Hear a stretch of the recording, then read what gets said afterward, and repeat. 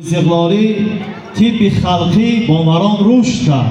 وسیله ساحه پای تربیه شاگردان کوشیدند و همین است که امروز نفوذ طب خلقی که تاریخ قدیمه دارد بازم دوچند برای مردم معرفی گردید. حالا من سخن تبریکاتی را با رئیس اتفاق بین المللی نویسندگان و طبیبان اکادمیک ملا ظهور طاهری می سپارم که چند سخن خویش را در این جشن استقلال تقدیم ما و شما می دارم.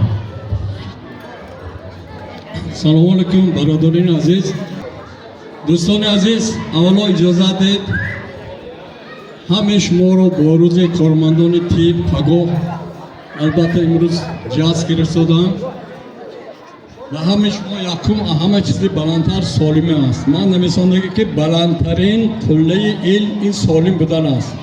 فرق نیست که شما پرکرور وزیر یا یکان چیز دیگه هستید، نه که سالم نباشید هیچی هست. برای همین باید سالمی مکتب ما آموزیم. من اینجا بچه ها آموزش دادم. من شخصا برنامه ساختگی در دو سیستم باید تغییرات شد، معارف و تندرستی. در همان حالت مردم ما 100-150 سال عمر می‌بینند. باش حاضر اینجا دیدید رئیس ناحیه برآمد کردن، معاون رئیس وزیر تندرستی بود اینجا. البته اینا هم تو یک دیدن تبریک کردن و رفتن. در روزمره شما خود شما وابسته است و یکمش بختیار شویف اولین از شاگردای من که عنوان دکتر ممالی تراپیوت در شهر مسکو گرفتم و دوی ما همکاری داریم، یک جای کار میکنیم، همینجا مصلحت های نزد دادیم و از همه تحفه قیمت این کتاب است. اما کتاب های بیار من 25 نمود کتاب آوردم که بختیار رو تحفه کنم. اینجا البته حتما یک کتاب خانه شدن در کار برای اینکه بیماران میبیان زیر نمونم. اینجا کتاب اوب اطلاع قیمت که شخصا پریزده همه کتاب من خوندگی هستم. دوره رقمی یک اوب. شما آب نوشی یاد گیرید، هر 2 ساعت یا استکان آب میشه دیگه عموما بیمار نمیشه. همین درخت آب نرسد خاک میشد، خشک میشه. شما هم همین یاد گیرید. بختیار جون من کتاب های همشون نمبر نمیکنم. برای این کتاب ها از یاد نمیبرم. من از کتابخانه دارم، منم آسایشگاه دارم ناحیه عینبا. 15000 کتاب دارم، 750 علمای مشهور دنیا تحفه کردگی من. و فکر من تا روز آمدن پرزیدنت ما اینجا یک کتابخانه تشکیل میکنیم. از تمام مردم وحدت میگم کسی که کتاب‌های زیاد داشته باشه 10 تا 20 تا آورده تید یک فوند خیلی خوبی کتابخانه میشه. اخ در کجا است؟ در کتابخانه، در کتاب است. پول خطی کار شما زیاد نمیشه. مثلا سید مراد دولتوف شاگرد ما میلیاردر و پول میگود. آدم کامشو پول خطی سلامتی ناز میشد، دومی پول میداوی. ما سلامتی میگم پگاه 18 ساعت 6 بیگاهی همینجا من سیانس گیپنوز میگذارم به پول برای مردم وحدت. چونکه من سال 1977 بعد مدینستود کار وحدت سر کردیم. 3 ماه همینجا کار کردم، با قرابالا دعوت کردم کار بگرفتم.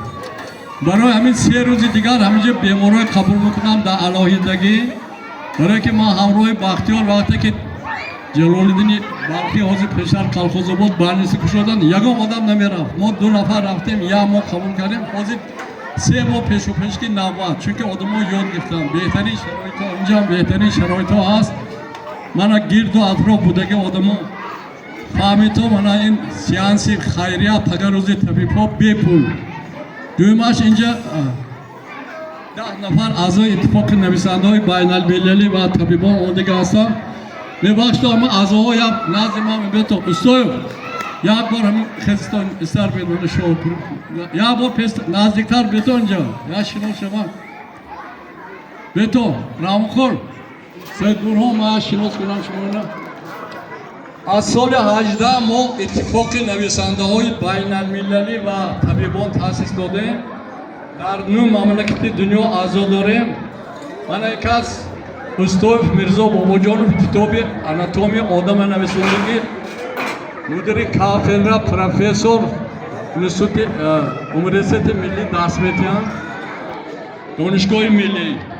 من یک از خوش جلال‌الدین خوش این کس پالکورنیک زمانچانیک штаби МВД Рамухул Шарипов профессор юрист من این کس طبیب خلقی مومیوشینوس شوپوری فورس حافظ خوش سیدورو اکراموف قطیوه اثر عبدالبو